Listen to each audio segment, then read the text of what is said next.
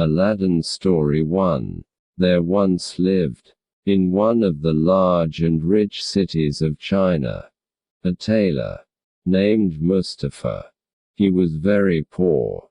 He could hardly, by his daily labor, maintain himself and his family, which consisted only of his wife and a son.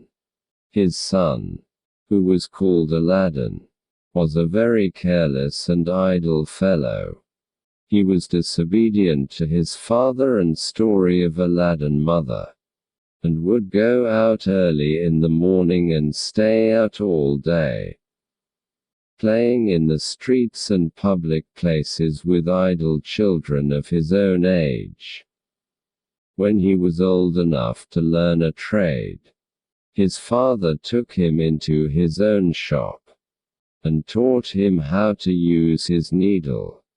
But all his father's endeavors to keep him to his work were vain. For no sooner was his back turned than he was gone for the day.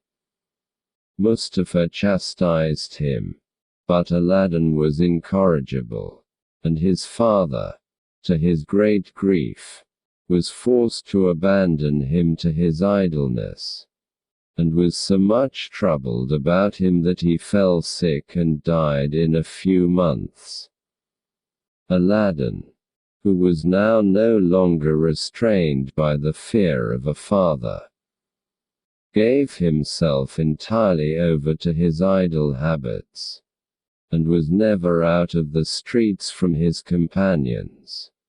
This course he followed till he was 15 years old, without giving his mind to any useful pursuit, or the least reflection on what would become of him.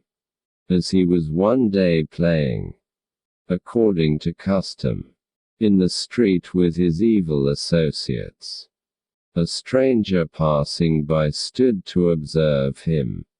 This stranger was a sorcerer, known as the African magician.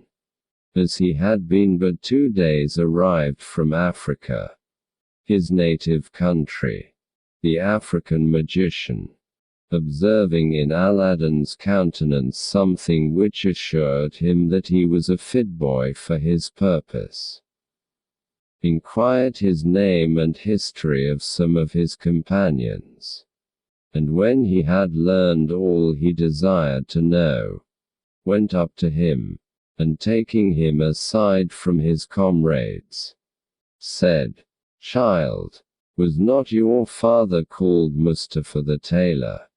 "Yes, sir," answered the boy, "but he has been dead a long time." At these words the African magician threw his arms about Aladdin's neck, and kissed him several times, with tears in his eyes, and said, "I am your uncle. Your worthy father was my own brother. I knew you at first sight. You are so like him."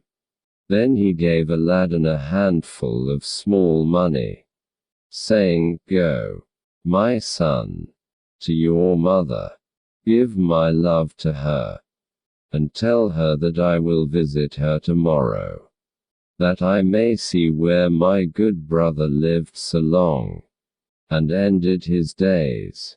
Aladdin ran to his mother, overjoyed at the money his uncle had given him. "Mother," said he, "have I an uncle?" "No, child," replied his mother. "You have no uncle by your father's side or mine." "I am just now come," said Aladdin, "from a man who says he is my uncle and my father's brother. He cried and kissed me when I told him my father was dead, and gave me money, sending his love to you, and promising to come and pay you a visit, that he may see the house my father lived and died in." "Indeed, child," replied the mother, "your father had no brother, nor have you an uncle. The next day the magician found Aladdin playing in another part of the town, and embracing him as before, put 2 pieces of gold into his hand, and said to him, "Carry this, child, to your mother. Tell her that I will come and see her tonight, and bid her get us something for supper. But first show me the house where you live,